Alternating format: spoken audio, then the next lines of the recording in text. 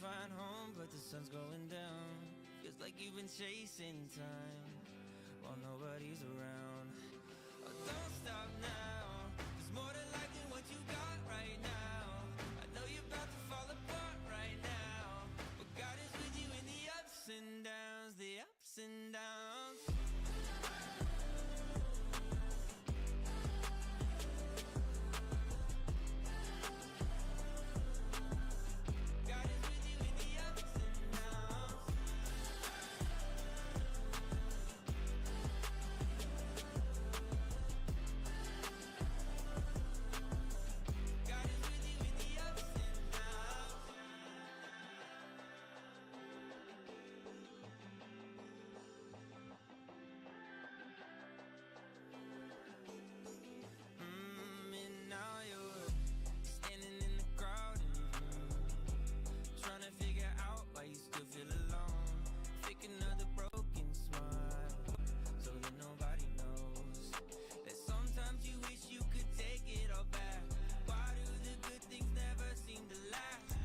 Hello everyone, welcome to another Tina's Tiny Tuesdays.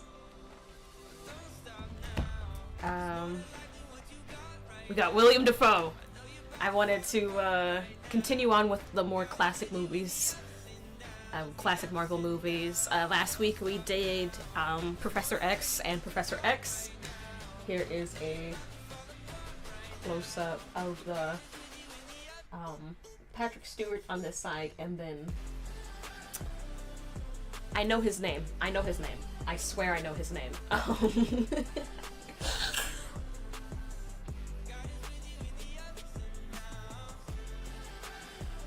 It's not coming to me. I knew it last week, but Mr. Tumnus. Gosh, this is gonna bother me. Don't worry about it. I'll remember eventually and just loudly shout his name. Ups and downs, ups and downs. I probably should have picked a less distracting song because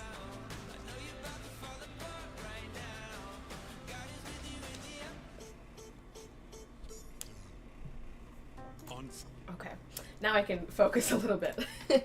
What was his name? It's really not important, but today we are going to be doing William Dafoe. I already sketched him out,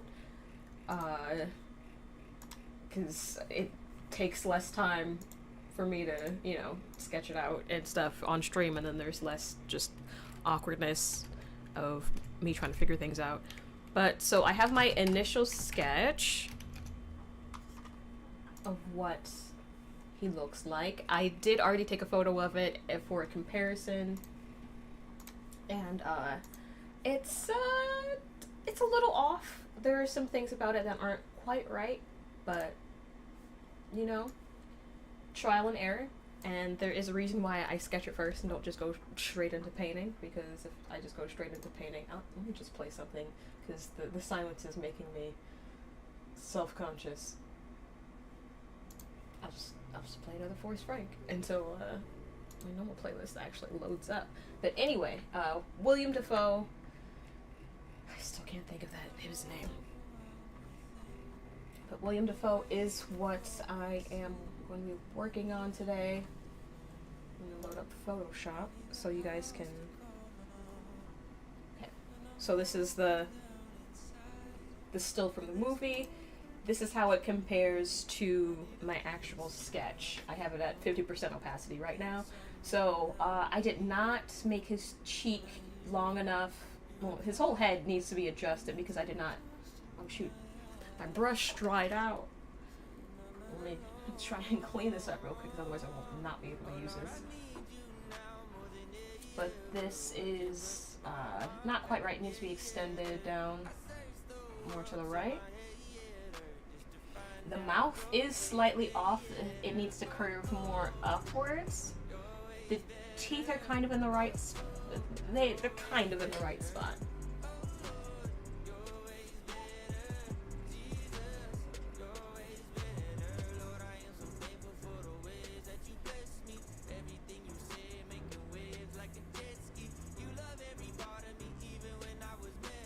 So I think a little too watery.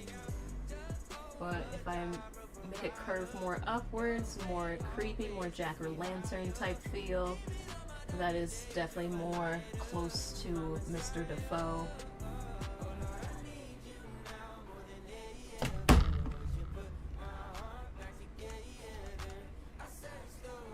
And then move his face more this way. And the eyes are a little bit off too. They need to be upwards and to the right a little bit. But not huge, terrible mistakes.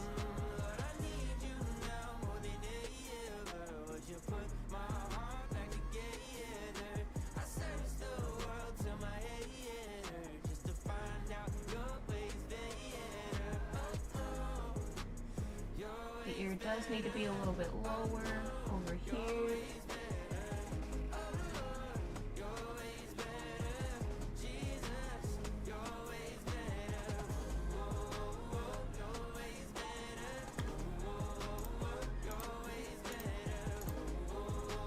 Oh no, an unexpected error has occurred on Soundstripe.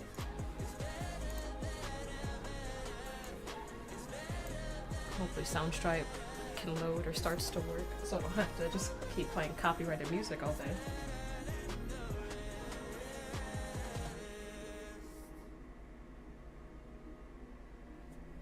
Yeah, it's just not loading. Okay, Streamlabs music, how about that?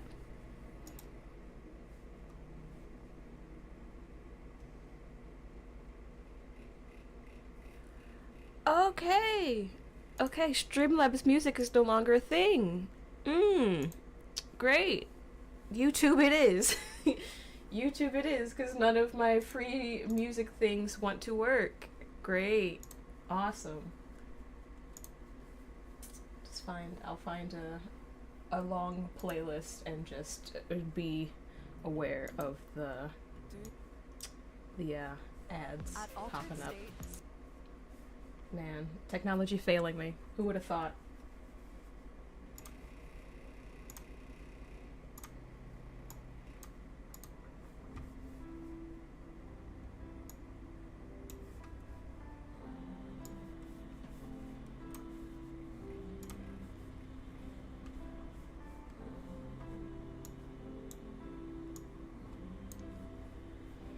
Anyway, let's go back to fixing eyeballs.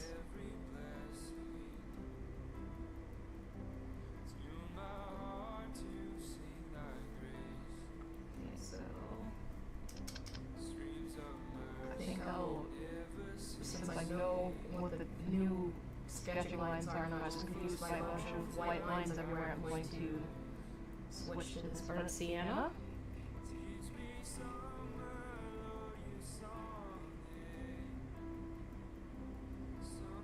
Oh, another thing that's off is his nose.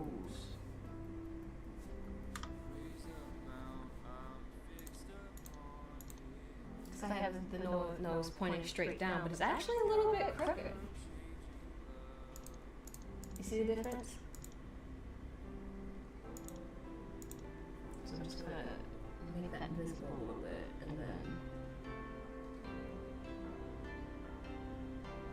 redraw.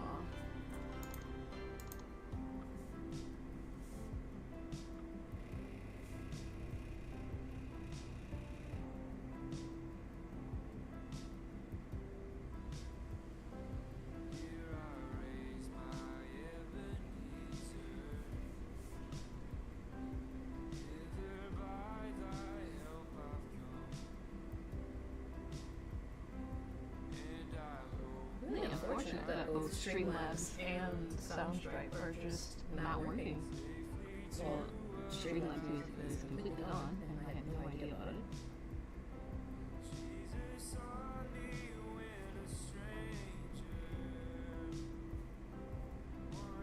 I hadn't used it since March, and they got rid of it March 31st, so I didn't even get like an email about it or anything. You would think if you're using someone's streaming platform and certain services on it, they'd be like, hey, just a heads up, I might have went to my spam or something. But I had no idea.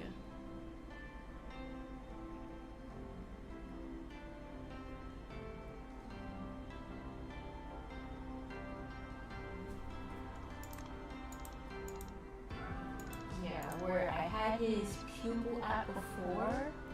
That's actually where the edge of the eye is supposed to be. So, just gotta move over just a tiny bit.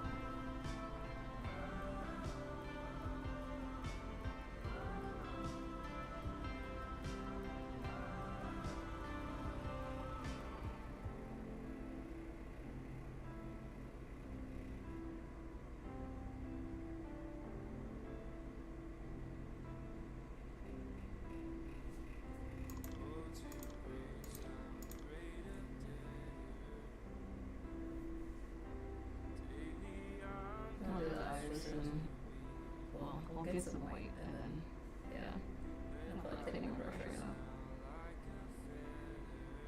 Eyeball right there. And then this whole side is, cause it was so shrouded in shadow that I was like not 100% confident on where things are supposed to be in the first place. But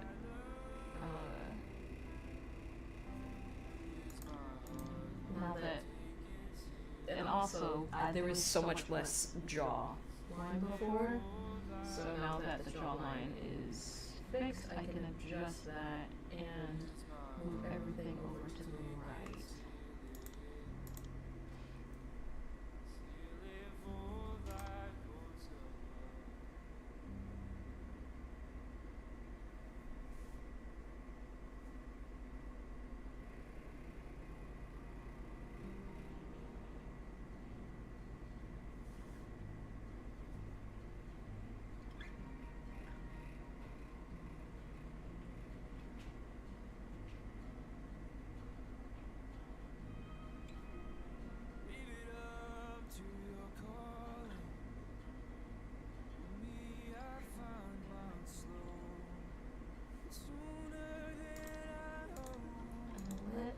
Just slightly off.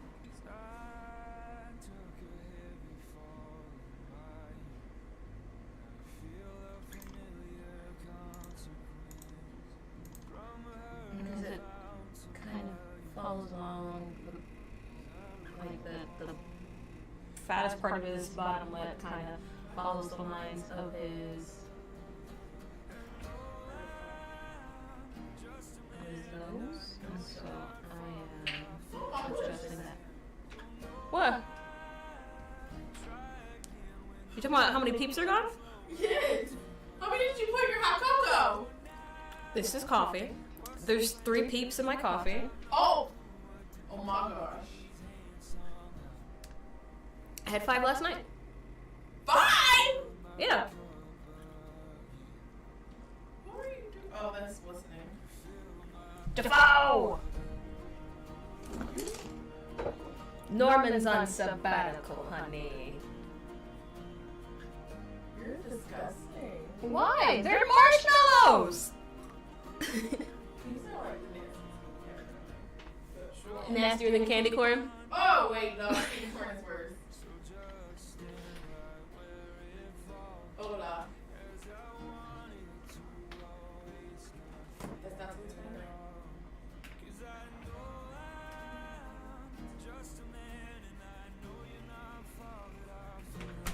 Oh, I can eat a waffle.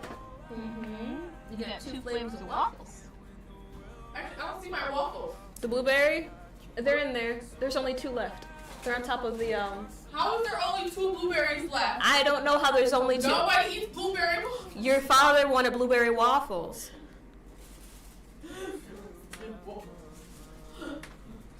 He had 2 yesterday, he had 2 today.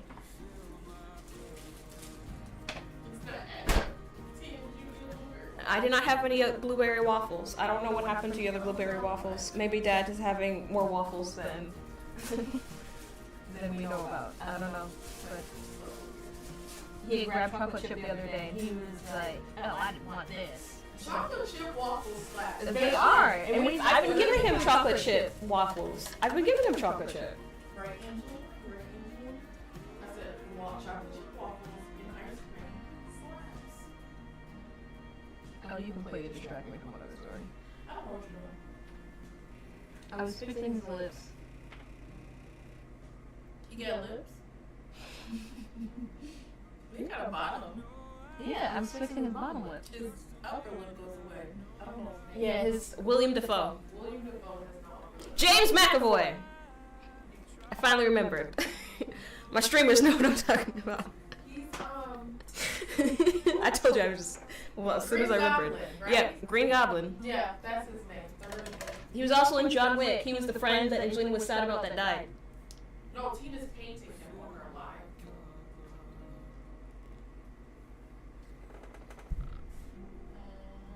Okay. So I think this is a lot closer. I'm not gonna do. Hi, Kit Kat. How you doing? My mentor was answering my phone.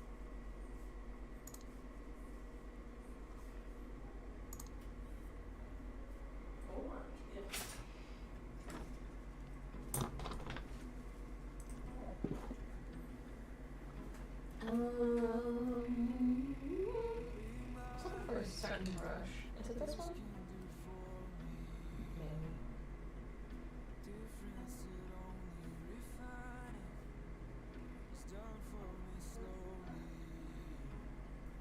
You know, one thing I really appreciated about the original Spider-Man movie was how long it took. Like, there was, like, you know, a clear progression of time because they were just, like, in high school, then they graduated, then they were in college and stuff like that. And it's going to sound really demented the more I explain. I'm in pain, but we'll survive. Oh, you poor baby.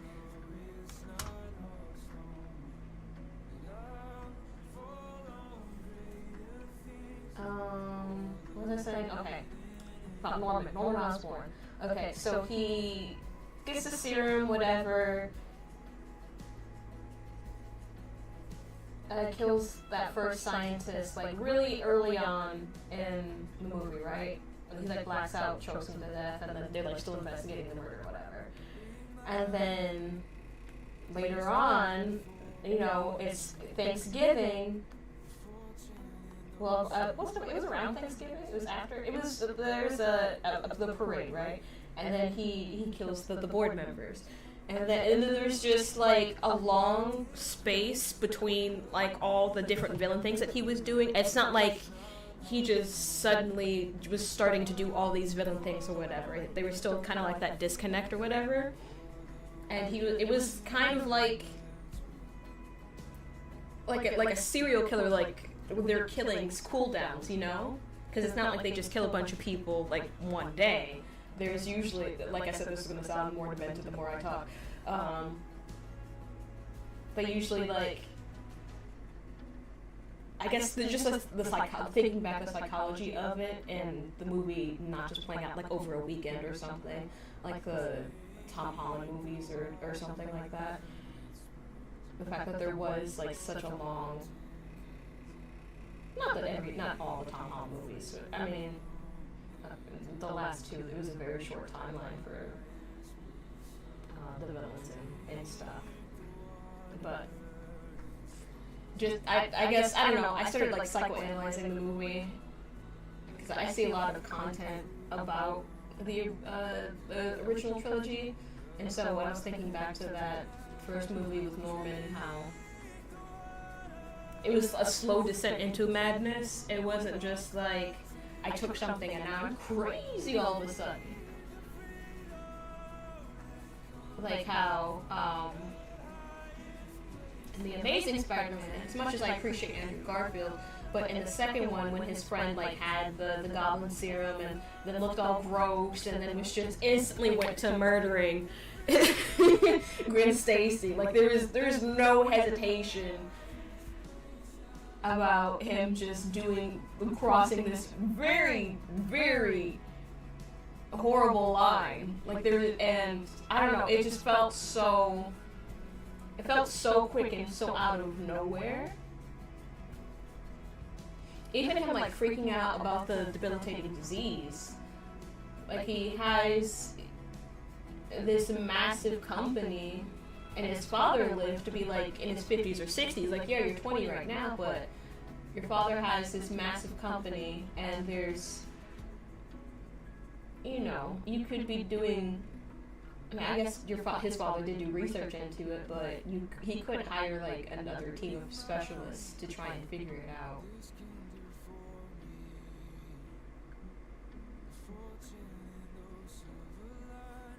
Even if he couldn't figure it out, you know, his father still lived to be in his 50s or 60s, so, you know, he still had like another 30 or 40 years left. He didn't have to just instantly go to, I'm gonna murder someone because my best friend isn't doing what I want.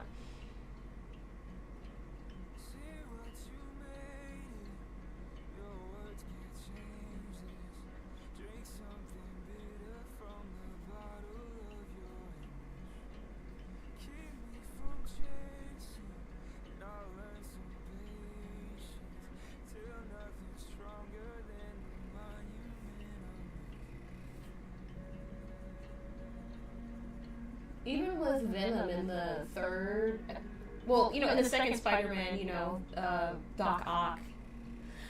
Hey, Leth, how you doing?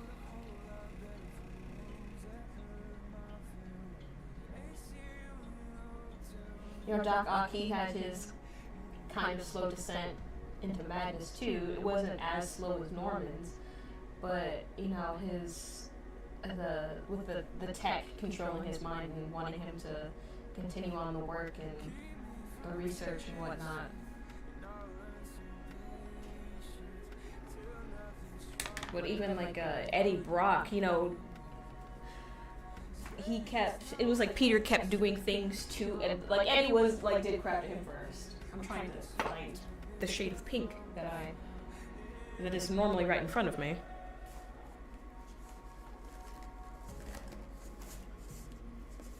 But, you know, he had,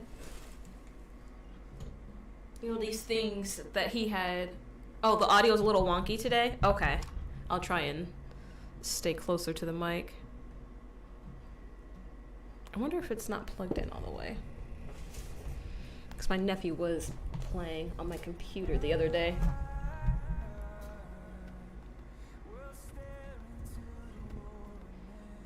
I guess I could always just make pink.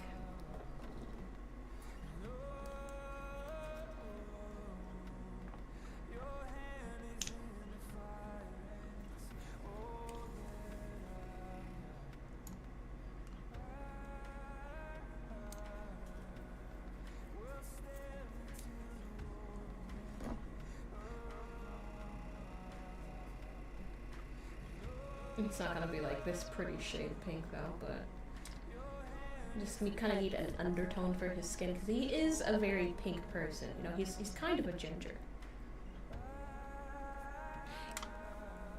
A laptop. It could be, like I said, my nephew was playing with my settings. Let me.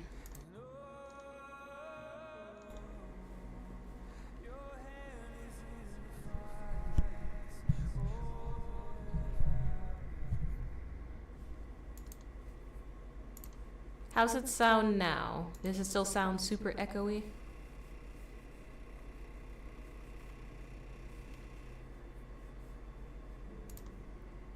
So he was trying to change the sound settings so he could do voice chat on Fortnite with his friends.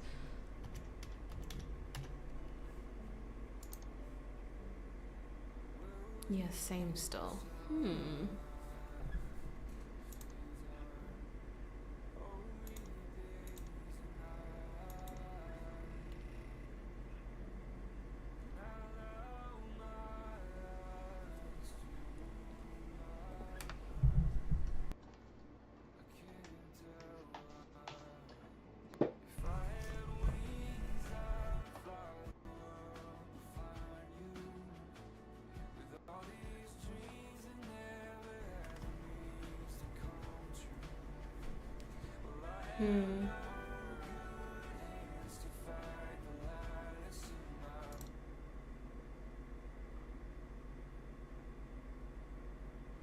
Yeah, I don't know.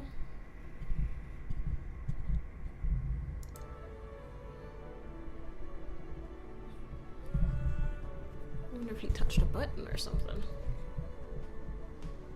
It's not too bad, wouldn't worry about it. Okay.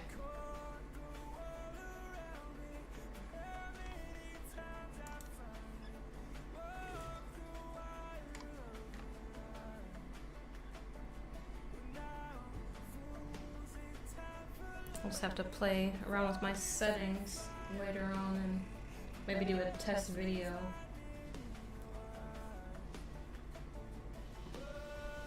Try and find the source of the problem.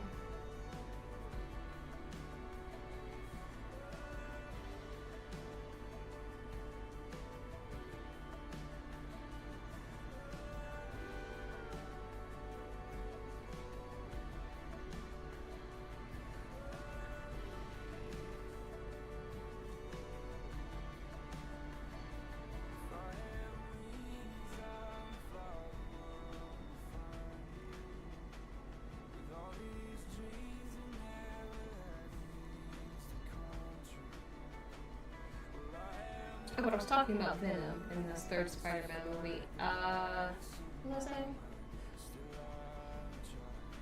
Oh, Eddie Brock did things to Peter, Peter did things to Eddie, and then once Eddie fused with the symbiote, it was just, and the symbiote was mad because Peter rejected him, so he was just like, you know what?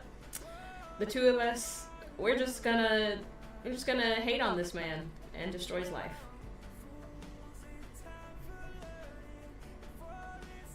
But it wasn't like a sudden thing. It was,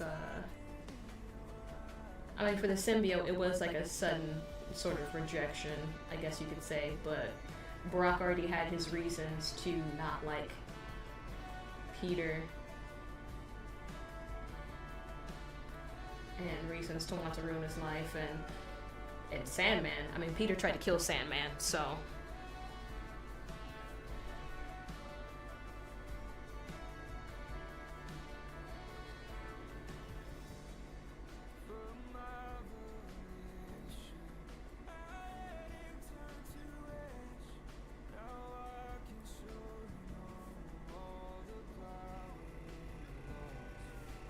I just think Tobey's villains were the most flushed out.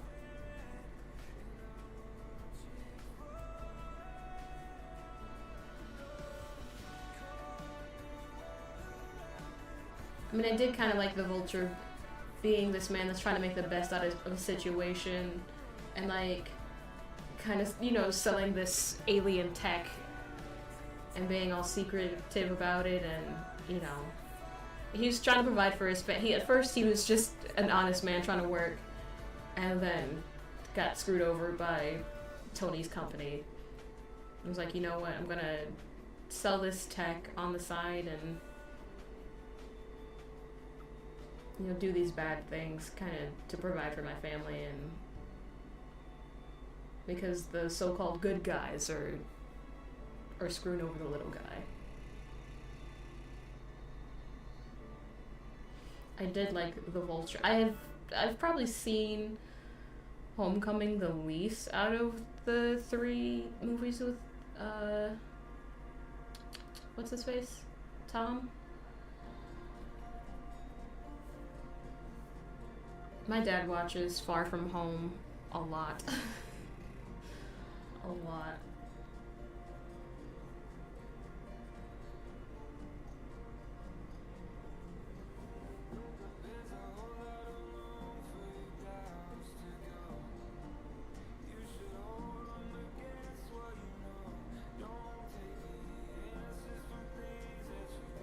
Tony made a lot of the villains, yeah.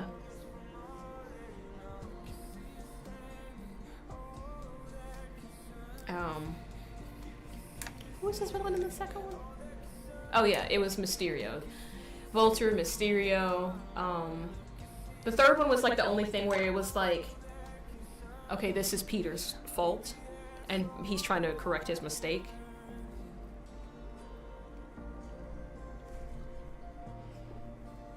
Like the other two, they were like kind of tied to Peter, but it was more about what Tony had did to somebody in the fallout affecting Peter. The third one was Peter made this mistake and had to deal with the consequences.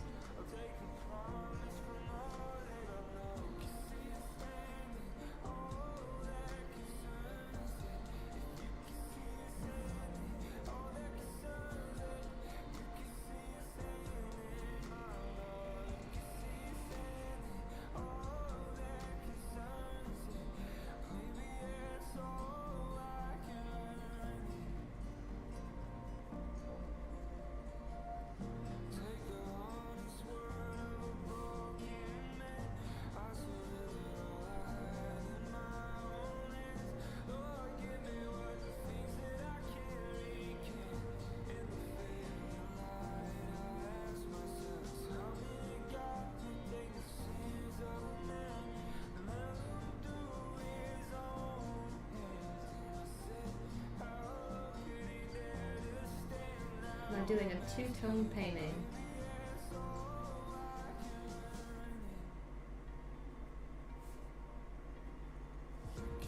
I did do kind of like an undercoat with the orange one. I'm not meaning to do a two-tone painting. This was just this orangey brown, which is kind of the base layer. So I thought it would be good for the undertones in his hair.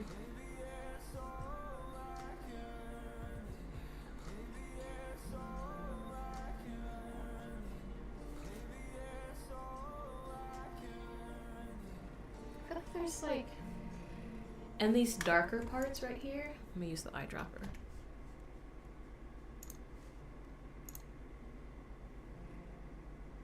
I feel like there's like some blue, like some purples. Oh, you guys cannot see the.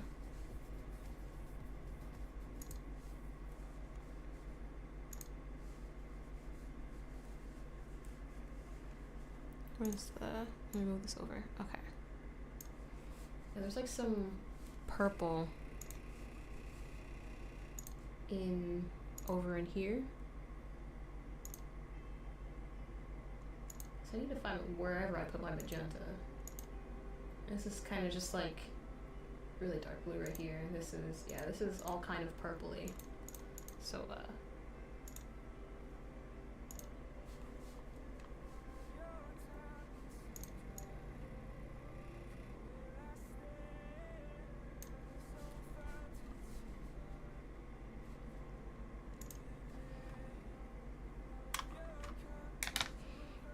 yeah, I'm not sure how I developed this process, just kind of trial and error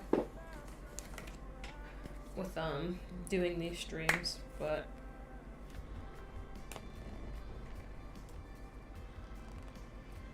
it's definitely not how I usually paint people.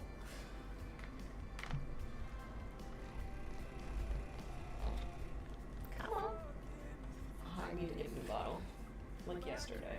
Oh, if I push it up like a tube of toothpaste.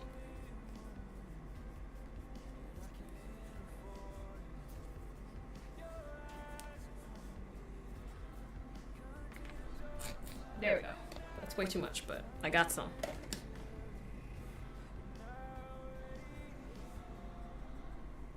So let's go with brown and magenta.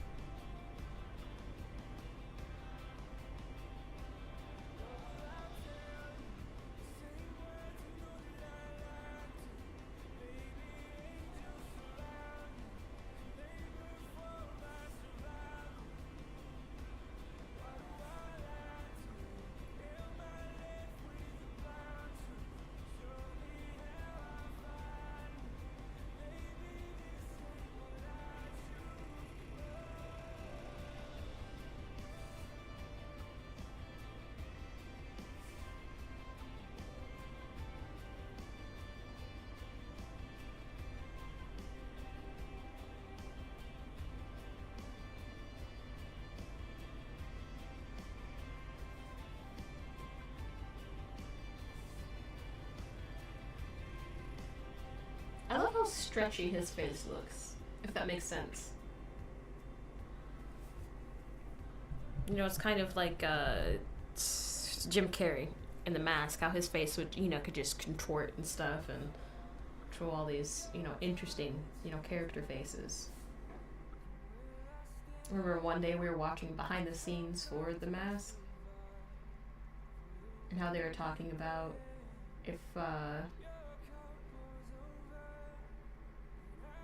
if they would have picked a different actor to be Stanley, then they would have had to do more visual effects work, but because Jim Carrey already has a face that is very expressive and so like stretchy and stuff, that they had to do less work because his face already did a lot of the work, which I thought was interesting.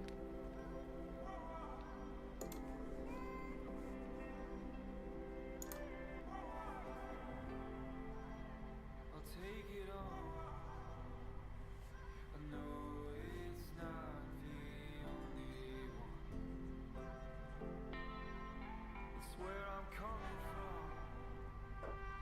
Lately now there's always some. You far beyond. The night becomes a waking sun. And all along, the waves are gonna cross. I walk along. I know Just putting down all the parts where I see this brownish purple at. the days are long. When the cold nights come, I'll carry on. I need to know all the things I'll never know. I need to know when I'm feeling high low, I'm losing the sounds. I think I'm coming down, and Lord, I don't know how, but I think I'm coming down. Okay, pigments are starting to move a little bit. I will leave that part alone.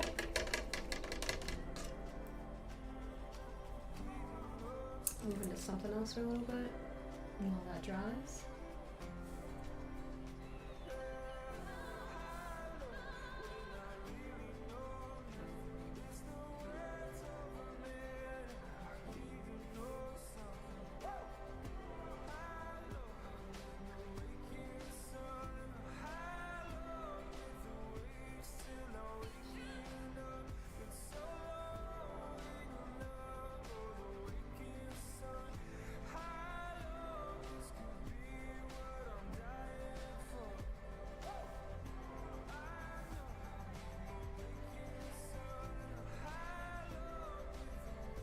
Should I put that right there?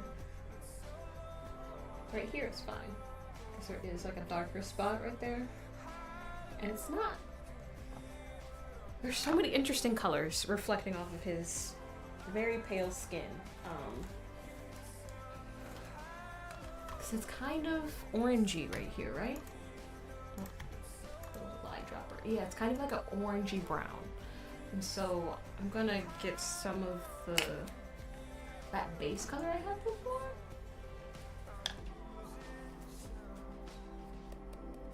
And maybe mix that with the burnt sienna so it's not exactly like an in-between shade between these two browns. And again, that still seems.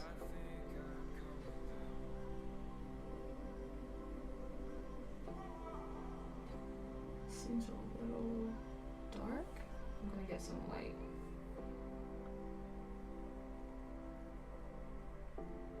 Yeah, that's better.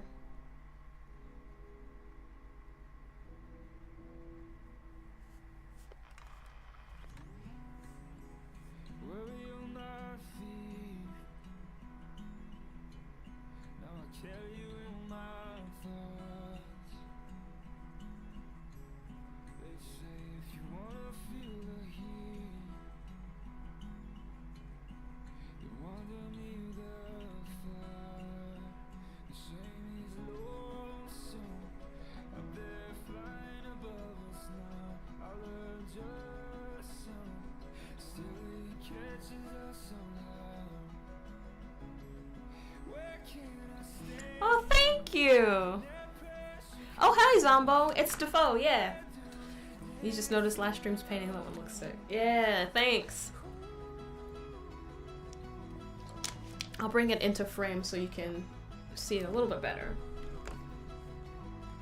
There you got James McAvoy as Professor X, and then Patrick Stewart.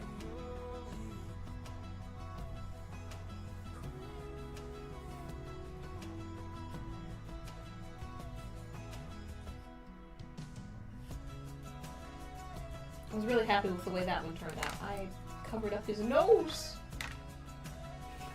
Oh, nose!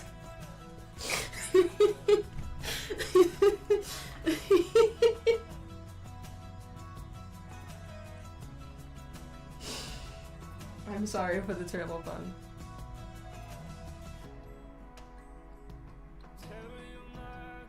For this one, I sketched it out beforehand, before the stream, so I had like I did with this one, I already had the outline and, well, not outline, I had the sketch ready, and so when I started, I just compared and then adjusted the lines and then went straight into painting. It actually didn't take as long as I thought it would. That's why I prepared before the stream, because I thought, oh, this is gonna be more than a 2-hour painting, but I finished at like, I don't know, like an hour 45, and then I was just chatting with people and just adjusting minor things.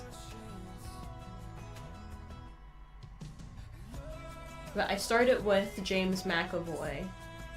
I painted him in black and white, and then once McAvoy was all set, then I did the blue X over that. Like a overlay, like a really thin layer of paint.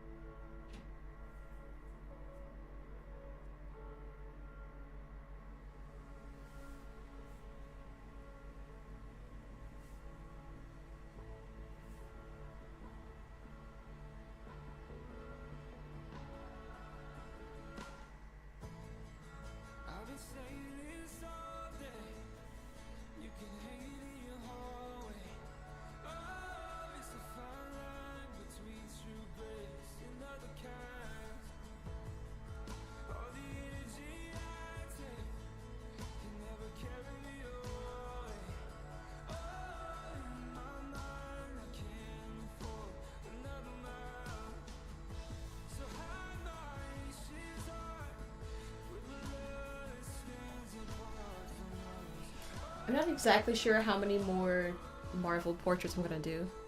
Excited for the next Avengers movie? I don't want to get my hopes up about the quality of the film, so I'm keeping my expectations very low. I'm keeping my expectations for it about the same that I had for the new Captain America movie that came out. Which was, you know, it's gonna it's gonna be alright, is where I'm keeping my expectations. I know they've got a lot of people planned, and they've got a lot of things in the works, but I don't know. With the quality of some of the most recent Marvel films, expectations are really low. Like, I don't think it'll be like a D-list or C-list movie. Because I've watched plenty of those with my mother. But, I'm keeping my expectations very low. I hope we see a tonal shift from the later ones. Yeah. Yeah.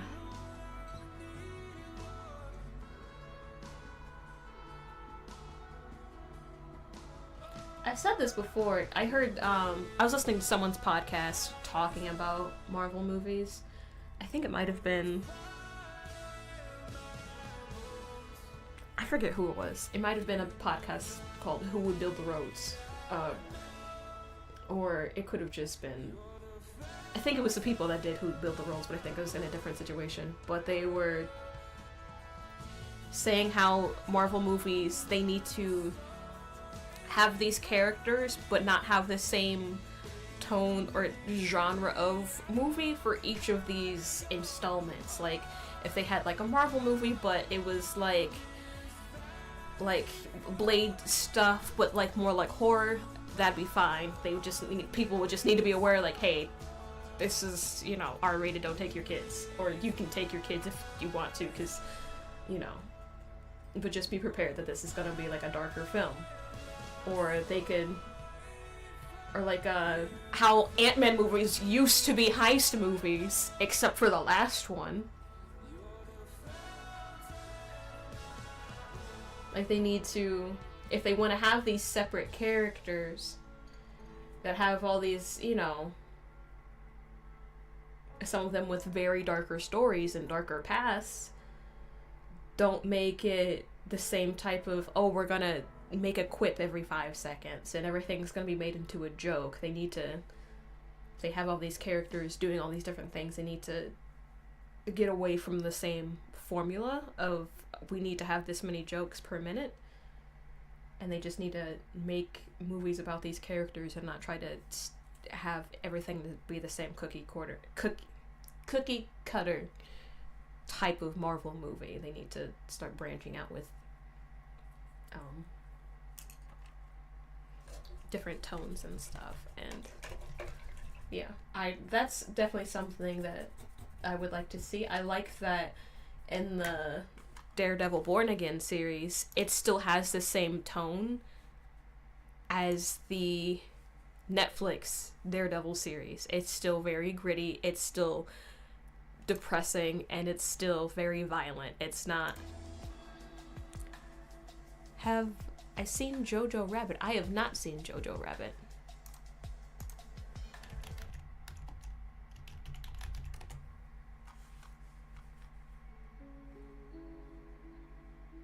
I saw previews about it. I feel like that's the opposite of Marvel movies. Like, a very serious tone, and I've seen previews for it, but I've never... Isn't this little kid, like, his imaginary friend is Hitler? Isn't that, like, the premise? Like, he's a German child.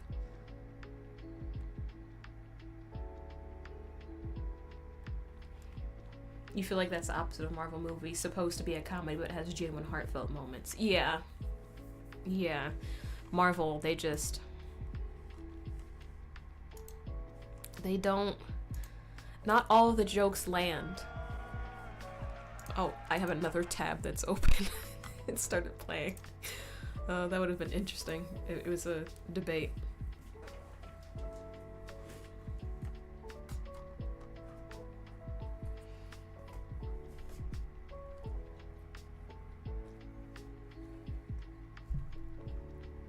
Okay, so Hitler is his imaginary friend. At first when I saw previews for it, I'm like, this is strange. highly recommend that one, by the way. One of my all-time favorites. Maybe I'll check it out.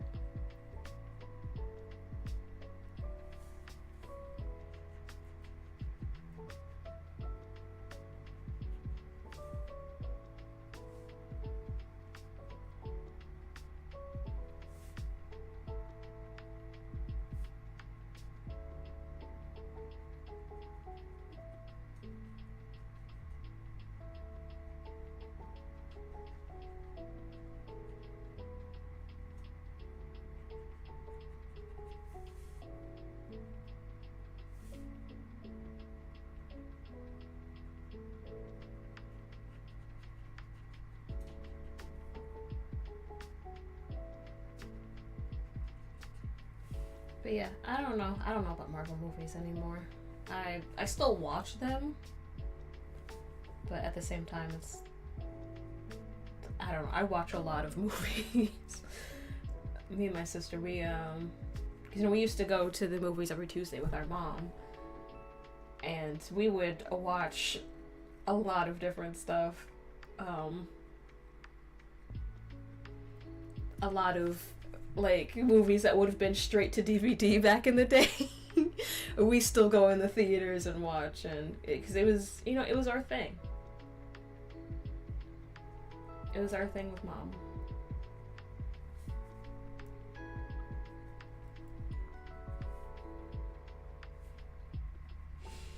And so we don't go every week, me and Bina, because sometimes it's just like, okay, that's a movie mom would have seen, but we don't care about that.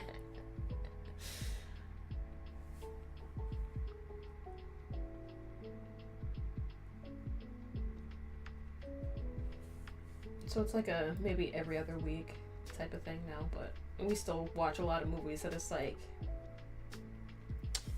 that could have just came on Netflix, but I paid for the ticket. I'm here in the theater. It is what it is.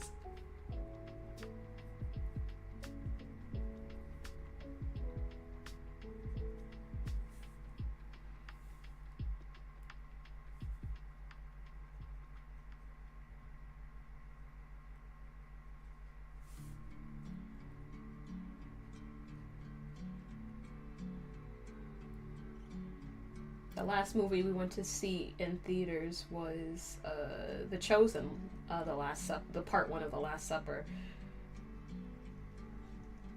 And that does just like come on Amazon Prime, but they have special events sometimes where they premiere episodes in the theaters. And it's just kind of funny sometimes because like I could wait like 4 months for this just to stream, but I'm watching this in a crowded theater with other people.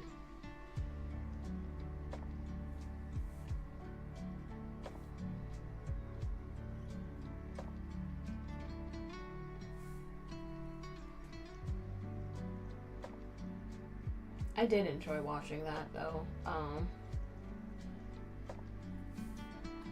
I think some of the dramatization that they do helps to like paint like a picture, because sometimes it's like, well, how did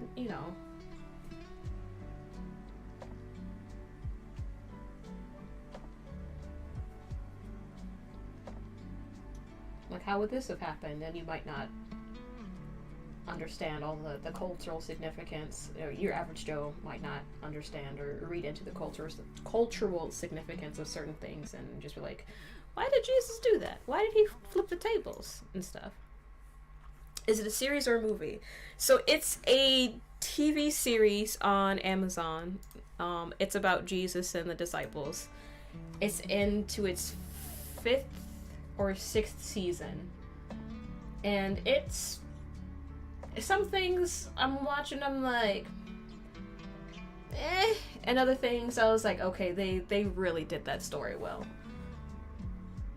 I haven't seen every episode of The Chosen. Like, I'll pop in when I know it's gonna be one of the stories that I really enjoy reading.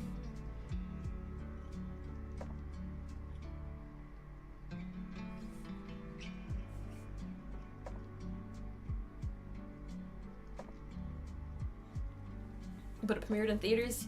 Yes, they had, they showed 2 episodes of season 6. Like, you could, like, buy tickets and see that in theaters before they put it on, I think it streams on Amazon Prime.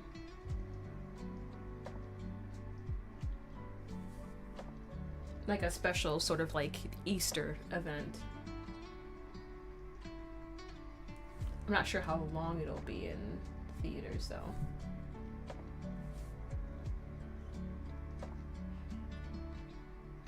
Yeah, it was pretty neat.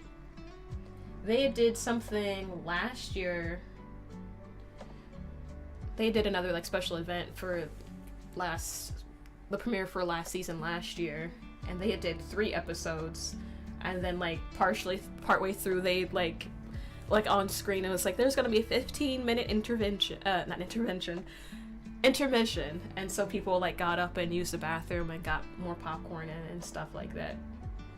I kept waiting for the intermission for this time around, but then it was just 2 episodes, and I was like, dang it! I'm like, that's really where they're leaving it off?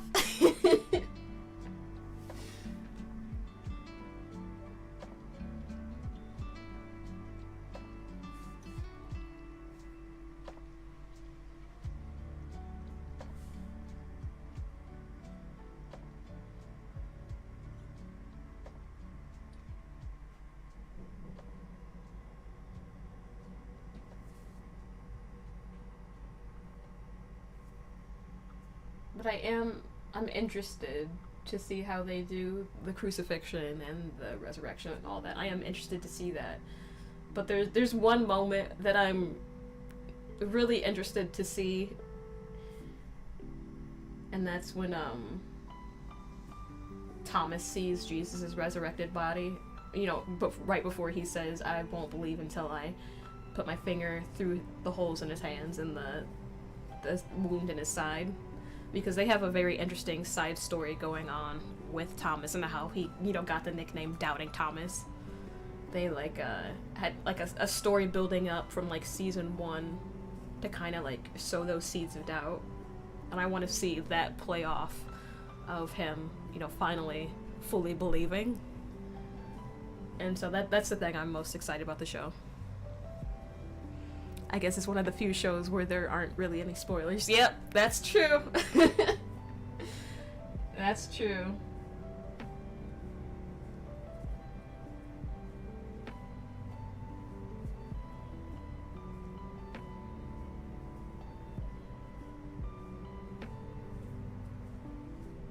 That's one thing about getting into new TV shows nowadays, is that if you start a show, or even like Google it or something, you'll start seeing videos on Instagram and TikTok and Twitter about it. It's just like, can y'all stop spying on me, please? I don't want to see, like, I know they recommend content similar to what you're watching and yada yada yada, but why are you showing me videos about a TV show I just started watching? I don't want any spoilers.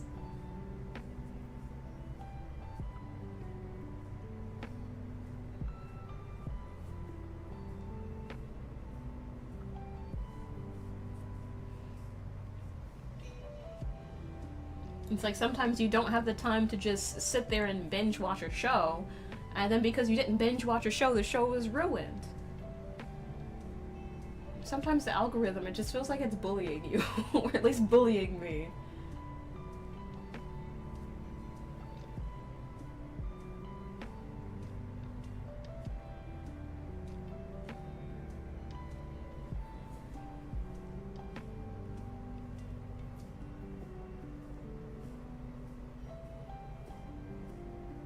Like back in the day when I just like worked in retail, I was just like, okay, I'll just watch the next episode. I don't care if I go to work tired. I can, you know, I can deal with being tired at work. But now that it's like my job is art, you know, and being a youth pastor, it's like, no, I need to have all the brain power and brain function possible in order so I can paint properly and do the proper research for these things. So it's just like, I can't just be sleep deprived all the time and still go to work. Like, I need all the brain power I need possible. Like before, when I was just a saleswoman folding t-shirts all day, it didn't matter. But now that I got actual things to really think about and mull over and teach other people, it's like, I gotta be more responsible with my sleep schedule.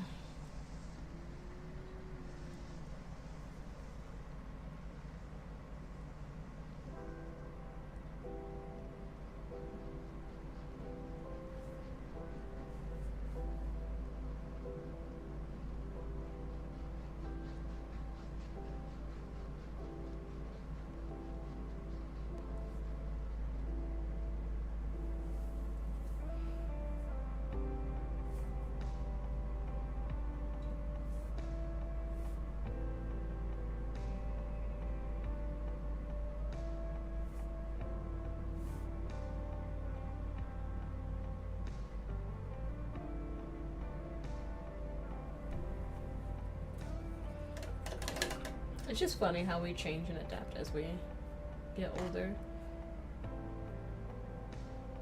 Because a lot of times when I do sit down and watch something, it's some sort of Bible history lesson.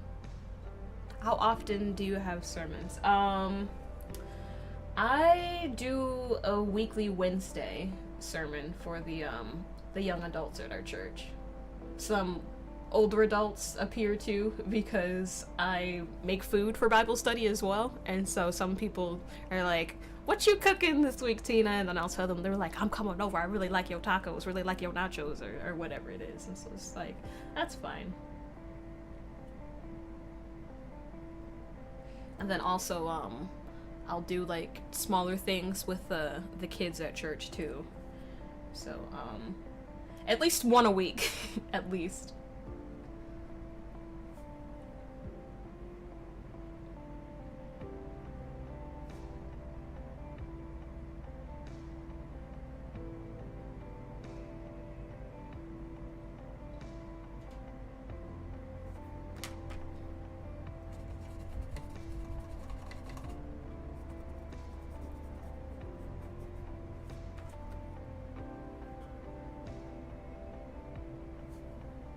So I spend a lot of time studying, and not just studying the Bible, but studying like history stuff from that time period, and also sometimes like philosophy and other stuff like that. It just depends. I spend a lot of time listening to other experts and taking in information and seeing how that can be applied.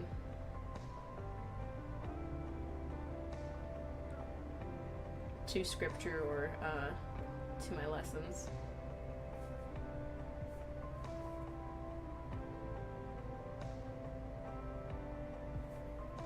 I think it's really fun, but sometimes some of my siblings are a little annoyed because I'll bring up like a doctor or somebody, I'll bring up like some apologist or somebody. I'll be like, "Oh, I was listening to Dr. So-and-so and on this podcast, and they said," and they're just like, "If you mention this man one more time to me today." I'm just like, "I'm sorry, I just found this really interesting."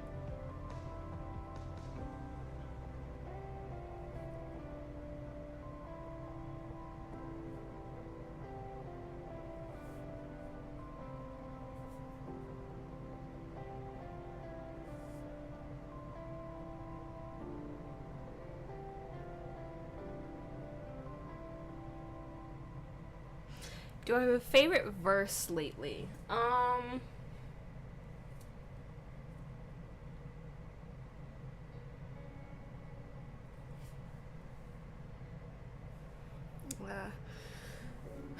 Lately, it's been Jesus wept.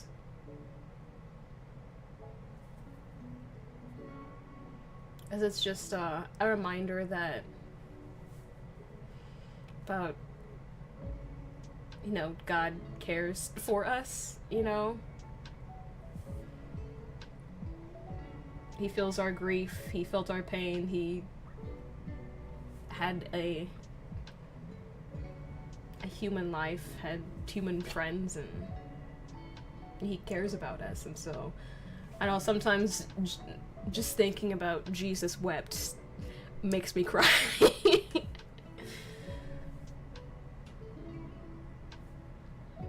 Especially dealing with all the family stuff lately about my mom, and going through that grieving process myself. It's just it's comforting to know that God feels what we feel.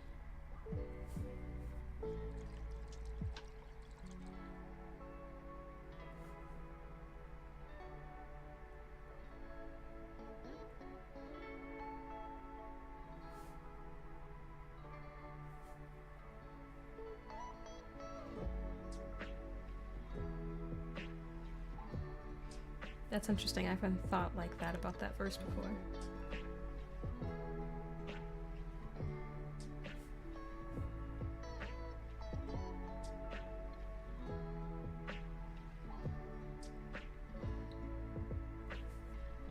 Yeah, it's funny how different parts of the Bible can have different meaning to you at different points in your life.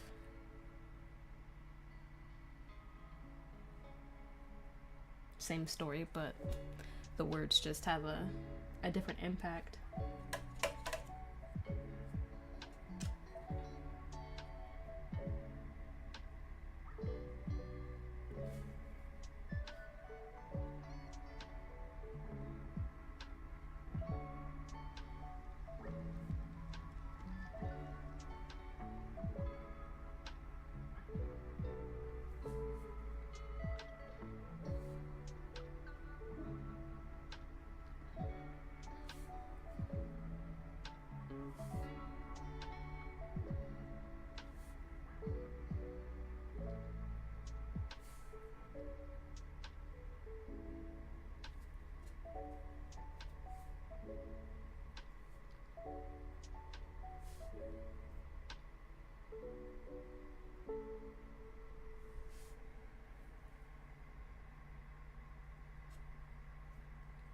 Oh, I don't have any blue.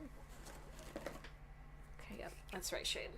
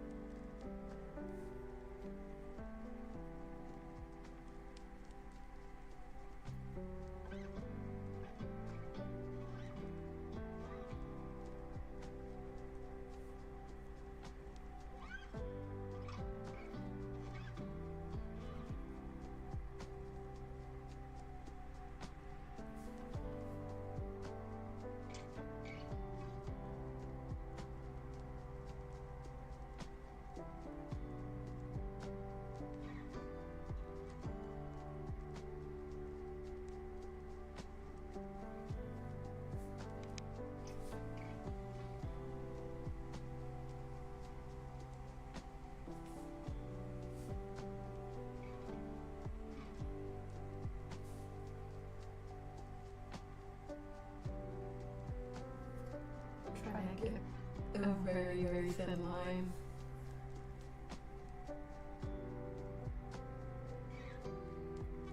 So he has those like kind of piercing blue eyes with the outer ring is like dark blue, and then there's just like the it's so much light reflecting back.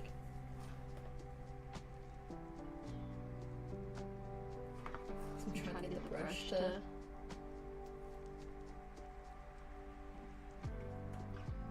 move a certain way.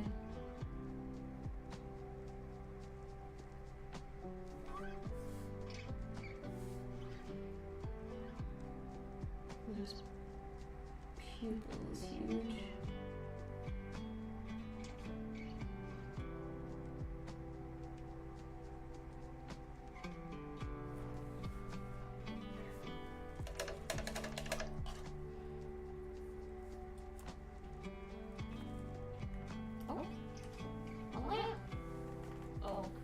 short course today. Oh. Okay. Do the... Oh, the wall has not plugged in either. It'll be a little dark for a little while.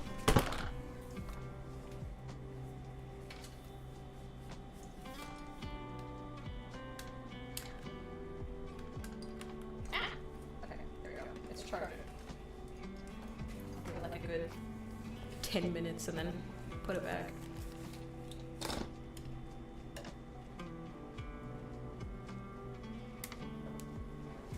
It holds a charge pretty well.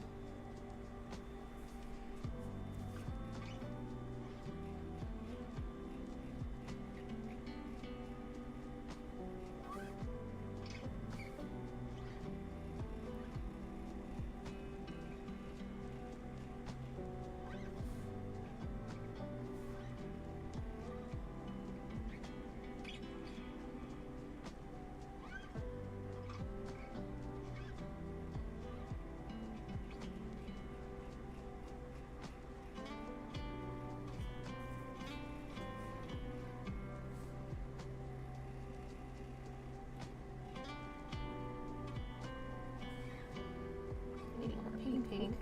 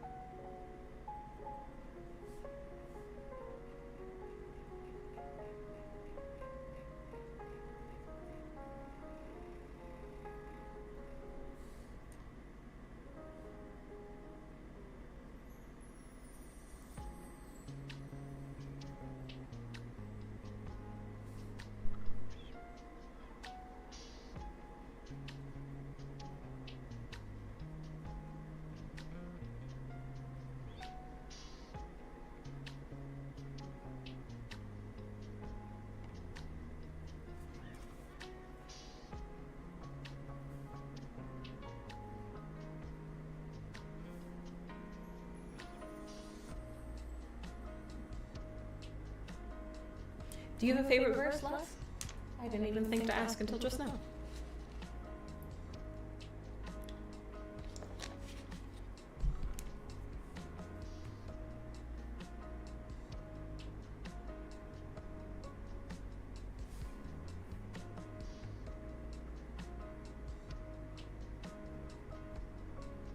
I was off in my own little world.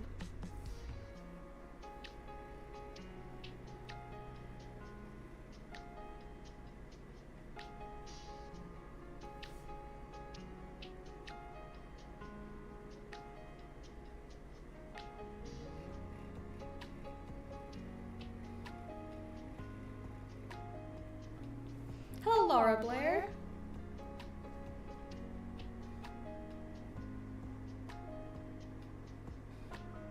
You're from British Columbia, Canada?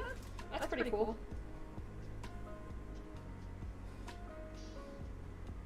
I don't remember much about British Columbia, but I remember we had like a whole unit on Canada in world history. So I know your anthem by heart.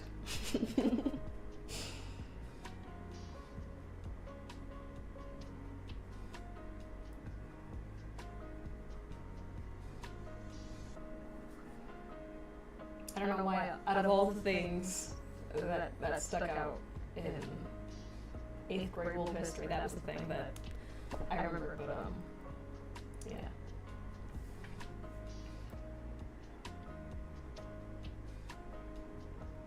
Was that 6th grade?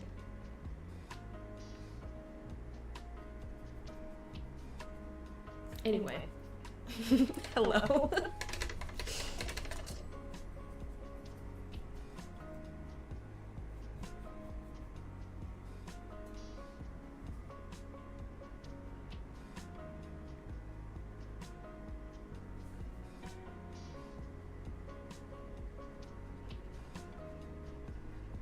don't remember where British Columbia is in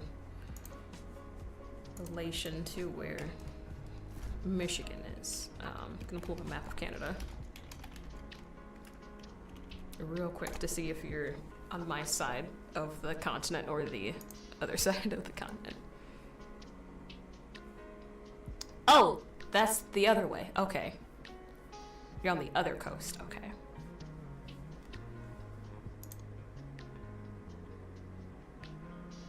Okay, so Ontario and Quebec are the provinces that are close to Michigan. Okay. I got it now. I got it.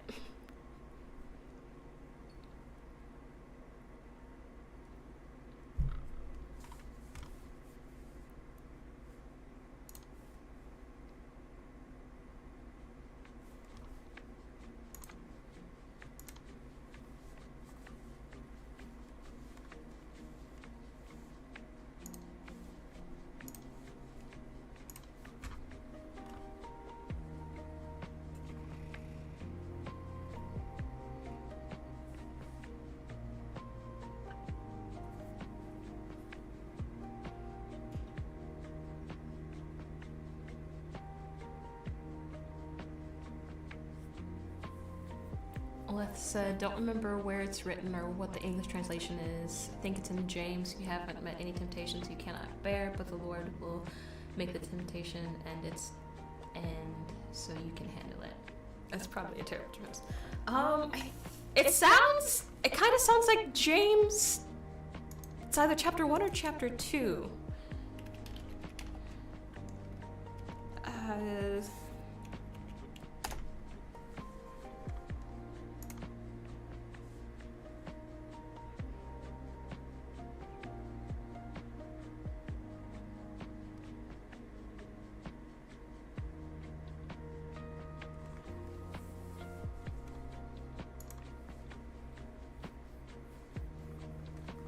Is it 2?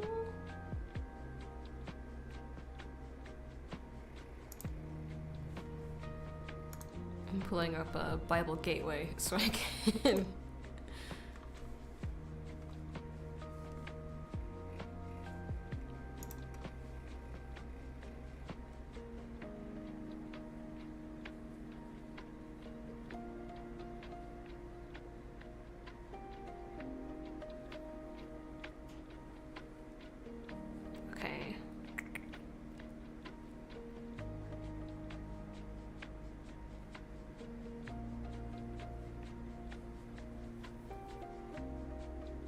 Oh, it's Corinthians. Okay.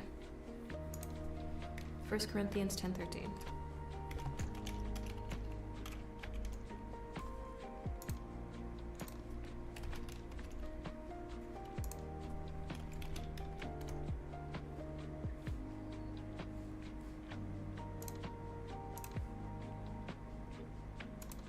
Let me see what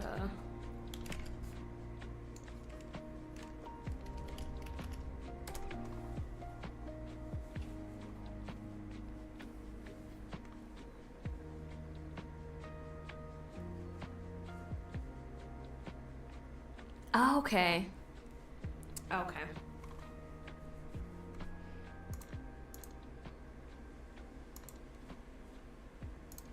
I have the new international version pulled up because that's like my it's not one of my go-tos. It's just what I've been reading lately. 1 Corinthians 10:13. No temptation has overtaken you except what is common to mankind, and God is faithful. He will not let you be tempted beyond what you can bear. But when you are tempted, he will also provide a way out so that you can endure it.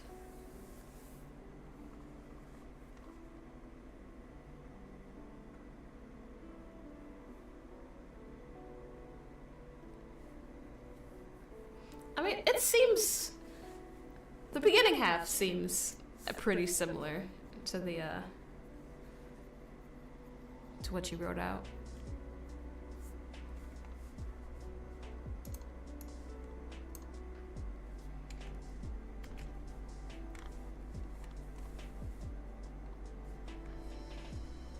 I wonder if Twitch will let me just copy and paste so you can,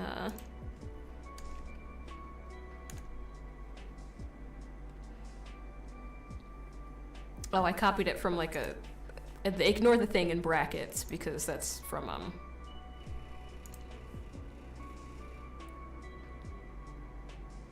it has like footnotes attached to it that's supposed to like link to something. Just ignore the things in brackets, but everything else is what it says.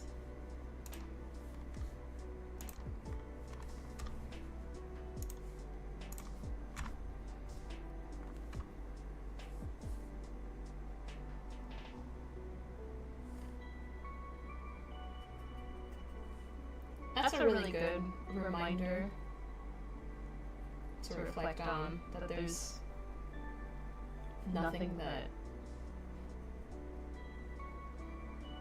no temptation that you can't endure.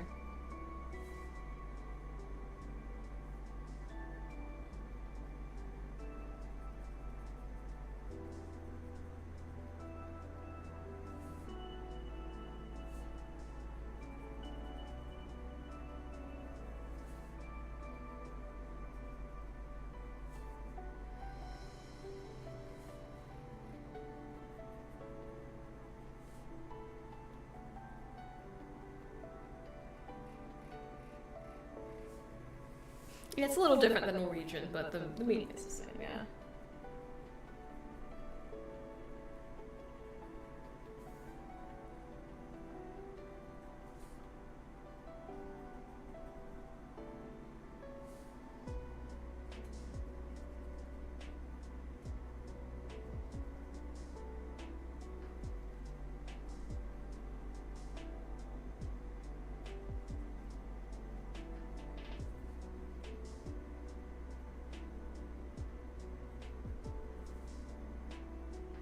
I think it's interesting reading verses in different languages. I don't just mean like Hebrew and Greek, because I haven't studied much Hebrew or Greek. Like I'll hear words that people say in like reference, and I'm like, oh yeah, I've heard that word before. I know what that means. But just like off the top of my head, I don't know any. But sometimes I'll visit a Korean church that's like on the other side of town. I say on the other side of town, but it's like 15 minutes away from my house. But I'll visit them because I've been studying Korean on and off again for like 7 years. And I've had like a long period of just not studying, but sometimes I'll go there and they only speak Korean during the service, and so sometimes it's a real challenge for me to try and understand everything that the pastor is saying, but certain words I know, certain common words, and then Bible words I've picked up. But it's interesting knowing Korean and reading Korean, and then going and read the Bible in Korean, and then seeing how the verses are, the meaning is still there, that just the wording is a little different. And it also helps to study a little bit when you read something familiar but in a different language that you're studying.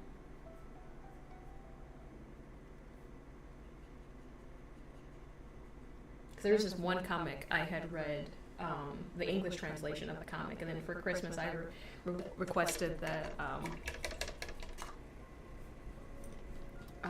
that someone buy me like the Korean version of the comic so I can go through and try and read it myself. I got through like the first 20 pages, and then I was like, okay, my brain kind of hurts a little bit. With every now and again, I'll go back and try and read through it and be like, oh, I remember this part.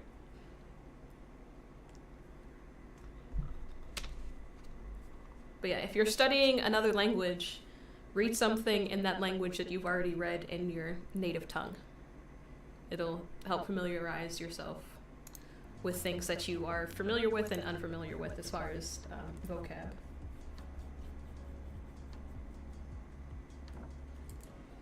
And you can even do that with TV shows and movies if you can change the language settings to the language that you're studying, and it's something that you already like know by heart. I mean, it's not as you probably won't retain as much as like actually like sitting down and reading and like writing out the words and stuff, but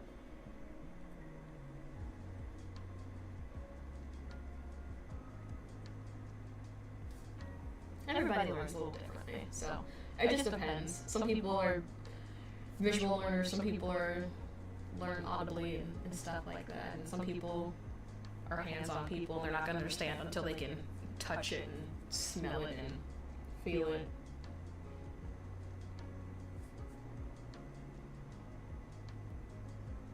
I tried learning Polish a while back on Duolingo, but didn't get too far. Yeah, I know a lot of people use Duolingo, and a lot of people like it, but I don't know. Sometimes they would tell me I was wrong, but I knew I was right. When I tried them for Korean, I was like, whatever, man. I'm done with you. I know I got this. I know the sentence that I typed out was grammatically correct.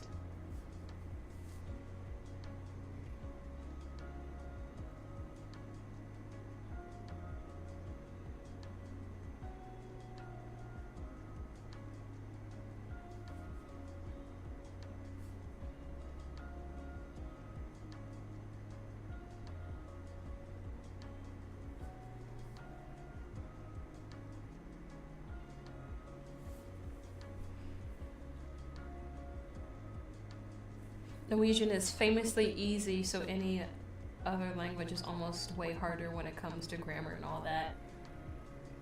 Yeah, I can understand that, yeah.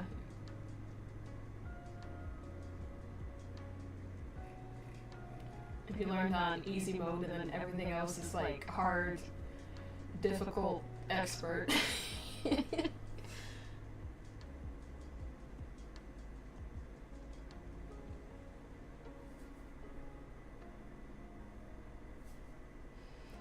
I took Japanese in high school, and Japanese, it's very easy to say as far as pronunciation, but their sentence structure is the opposite of English.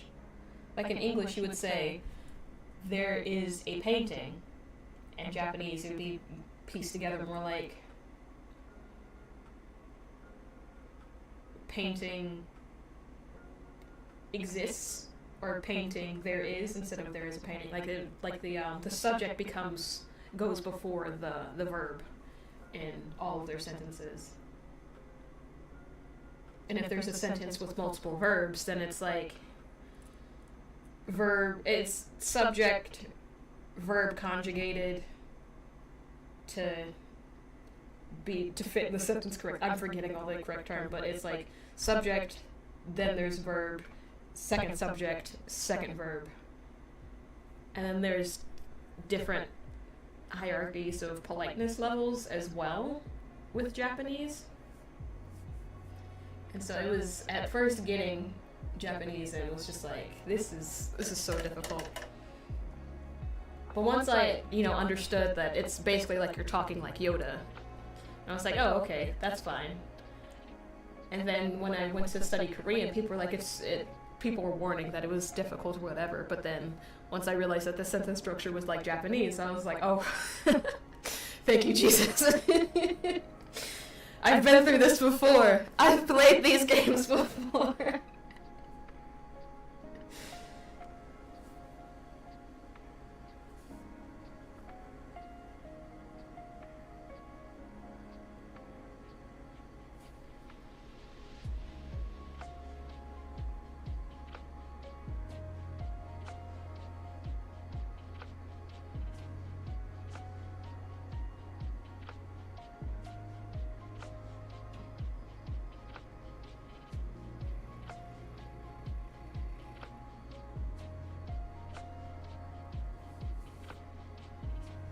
Studying languages, it's hard.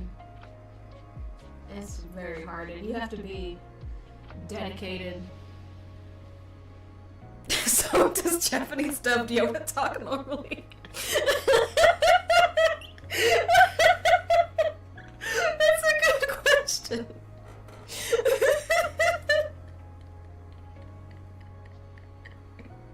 I'll have to up in Japanese storefronts one day and see how Yoda talks.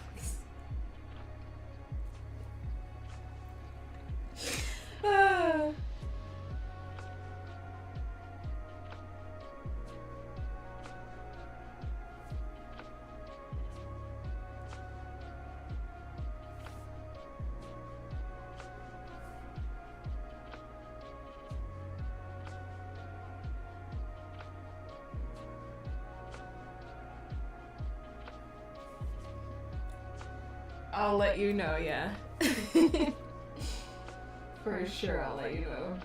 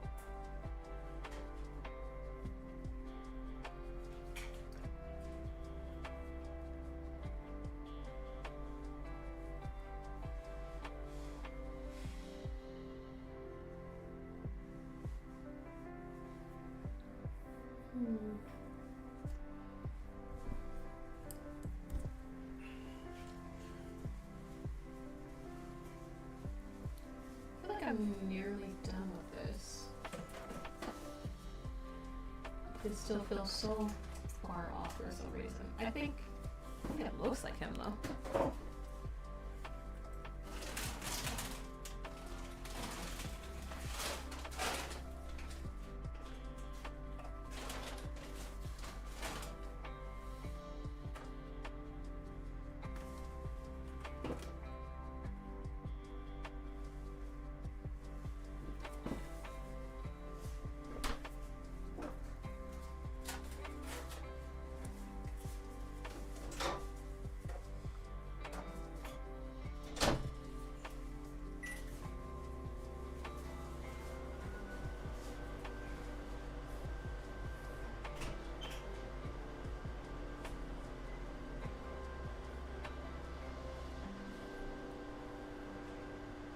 I thought about just doing a Dafoe portrait of him, of like the mask, but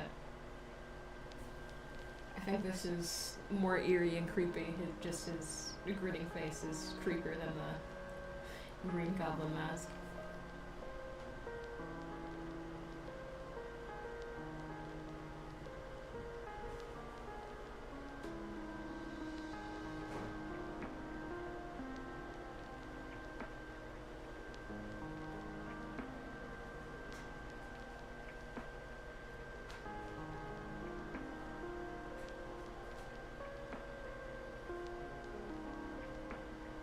Especially since there's like no light coming through on that side of his face. There's just a super dark shadow where his other eyeball is.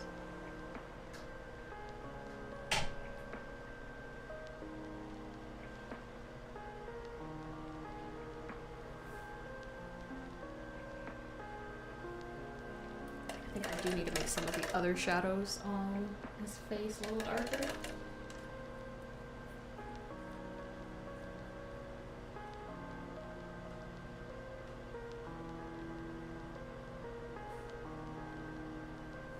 That's dry again. Okay. We get a little bit more. There we go.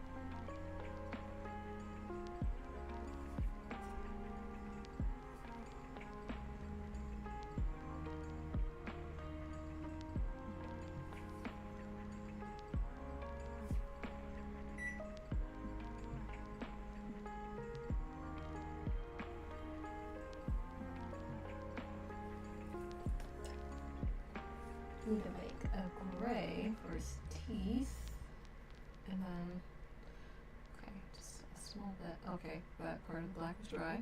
Okay.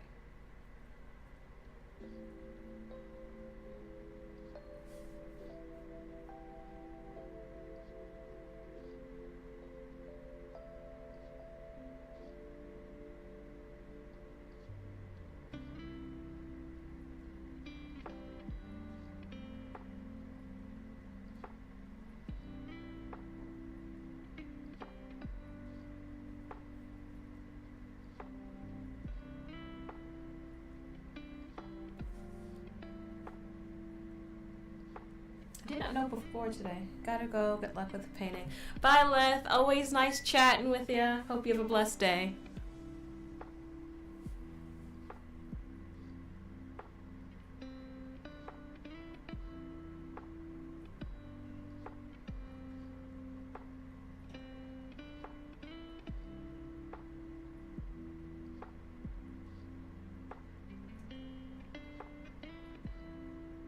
Got some pointy canines. Which is completely fine.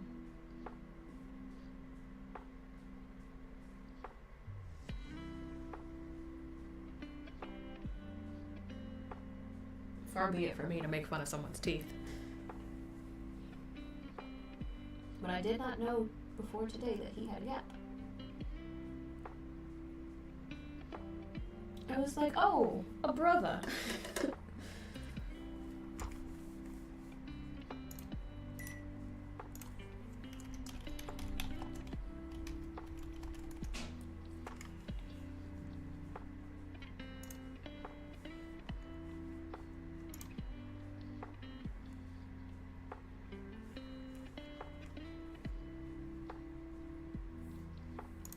I think it's so strange nowadays how often people get cosmetic surgery. Like there's, I mean, if you got the money for it, you know, it is what it is. I'm not saying that you shouldn't do it, but everybody that got like veneers and all these women getting lip fillers and butt lifts and all this other stuff, it's just like, I'm from the 90s. I mean, the beauty standard was bone thin, but as far as faces, you know, there were so many different style of faces, and there was, you know, I mean, at the same time as Halle Berry, you know, getting all these roles as like a leading lady, you had Drew Barrymore, Jessica Alba, and there was, you know, all these women, they just,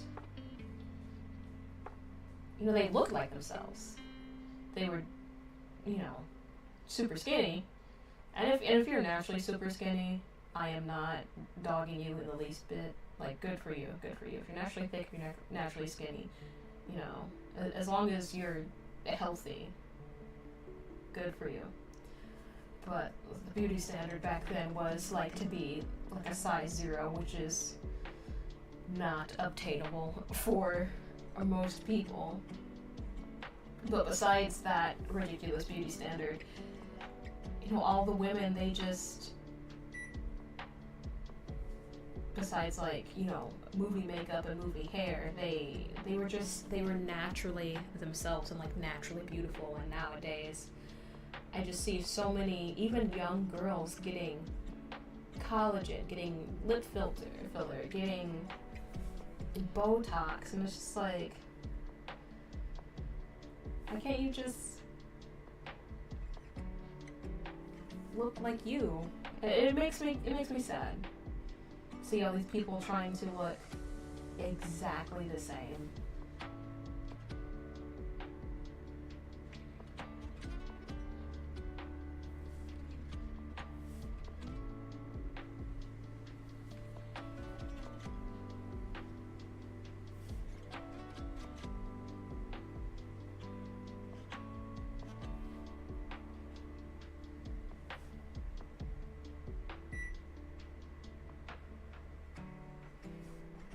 And it's not limited to any type of racial community. I see people, I mean, people all have always followed trends and whatnot, you know? But the trends used to be like hairstyles or wearing a certain outfit or wearing a certain brand. Now it's, oh, go get this surgery so you can look more like so-and-so. And it feels kind of dystopian. As a matter of fact, there was an episode of The Twilight Zone called The Number 22 Looks Just Like You, or The Number 23 Looks Just Like You, something like that, where it was, like, once you hit a certain age, you undergo this transformation to look like one of these people that are like in catalogs. And you had like no, at first it was just like a girl just wanting to, I was just saying like, what's wrong with my face? And her mother is just like, nothing, it just be 100% better. And she's just like, if there's something wrong with my face, there's nothing wrong with my body, what do you want me to change it? And she's just like, everybody does it. And the girl, she didn't want to go through the change, and then ultimately she was kind of like kidnapped and like forced into doing it. And after she had the physical change, there was like some sort of mental change that had happened too, because she had said to her best friend, like, oh, I'm so beautiful now, and the best part is I look just like you, because her friend had already went through the surgery. And so there was just this eerie dystopian feel, like not only were they changing people's faces, they were also changing people's minds and their ideas and stripping them of their individuality without them really being aware of it. And I remember watching that and just being so weirded out, because it seemed like something that could actually possibly happen. Because it happens on a surface level all the time. And I was just like, I don't like this. And then when I see people just trying to all look a certain way and stuff like that, it's just like, I don't like this. Just wear your natural face, please.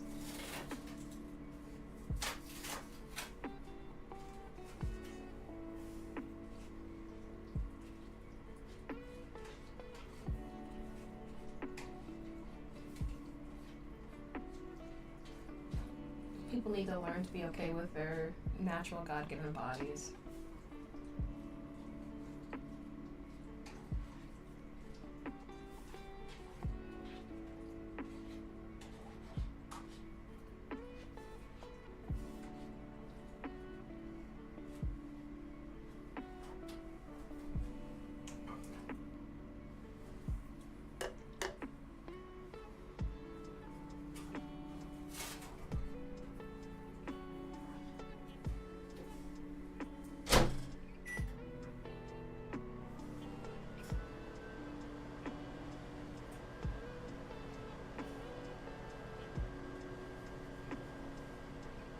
I don't even know how I got up on that rant.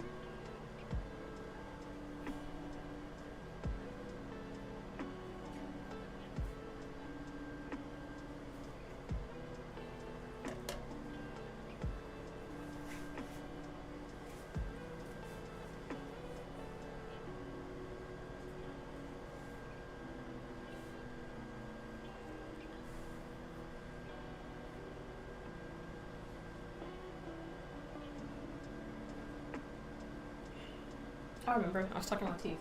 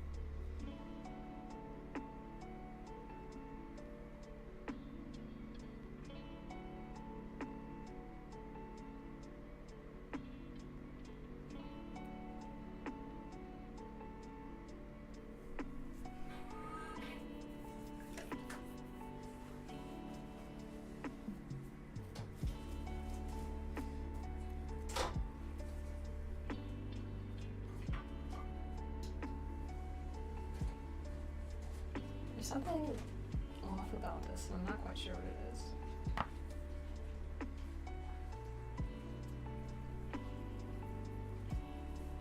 I don't think it's a bad portrait though. There's just something about it that something could be too high or too much to the left or something like that, but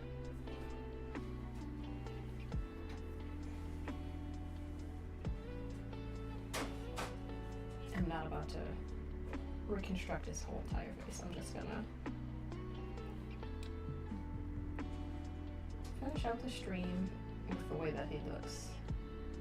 Just do minor details, minor lighting stuff. Like I said, I don't think it looks bad. There's just something about it that is throwing me off.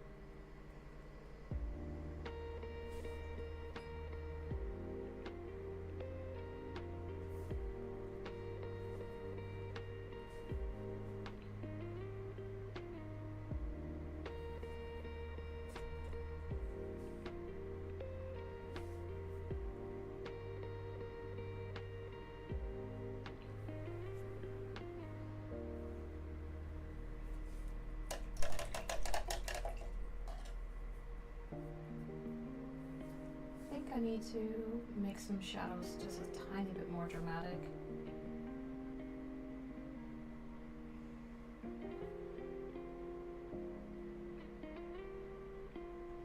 So I'm looking back on it on the screen, and there's just certain spots that look a little bit too light.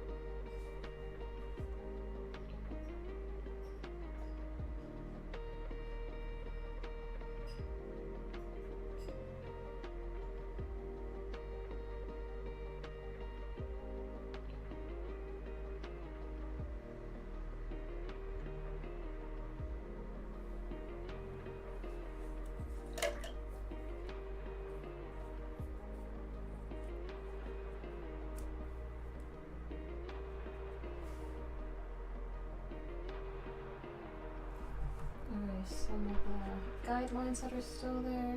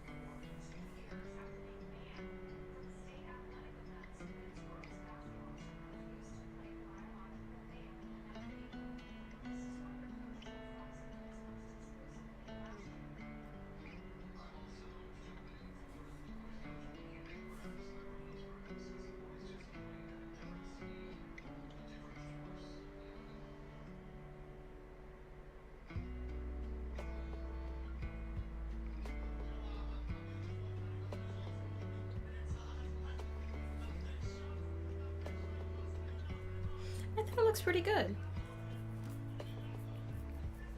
Again, there is something about it that, you know, has my brain just going, there's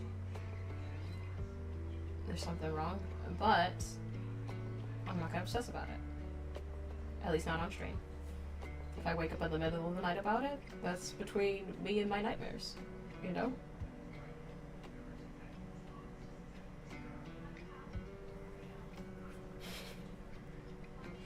I don't literally wake up in the middle of the night thinking about fixing paintings. Just sometimes first thing in the morning, I'm just like, I need to adjust this.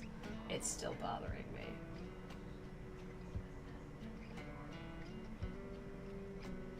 Be it not in the middle of the night. Just, you know, first thing in the morning. Completely different, right?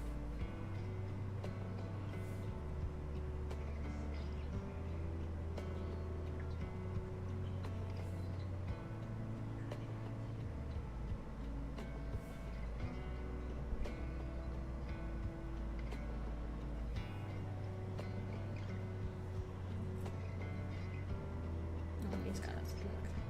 Some hairs that come down like close to like more, yeah, sideburns. That's what they are. That's what they'd be called.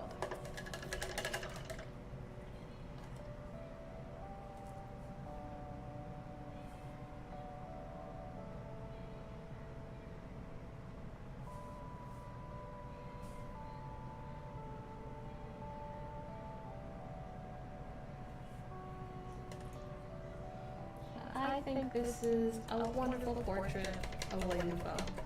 It's still not better than my William Dafoe, if you don't know what I'm talking about. I once digitally painted William Dafoe's head on a squirrel body. That is available in my shop if you're interested. But thank you to everybody that was watching, whether you were on YouTube or Twitch. I appreciate you guys so much taking time out of your busy life to watch me paint and ramble about TV and scripture and Marvel.